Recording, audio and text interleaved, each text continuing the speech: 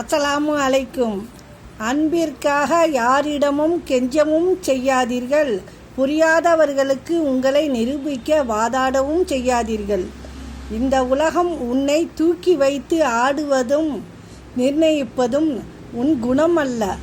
நீ வைத்திருக்கும் பணம் 1000 பேரை கூட எதிர்த்து நில். ஆனால் எப்போதும் ஒருவரை கூட எதிர்பார்த்து நிற்காதே. வாழ்க்கையில் அன்பான உறவு கிடைப்பது முக்கியம் அல்ல, வாழ்நாள் முழுவதும் அன்பாக இருப்பதே முக்கியம்.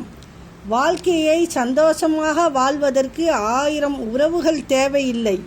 நம்மை உண்மையாக நேசிக்கும் ஒரு உறவு போதும்.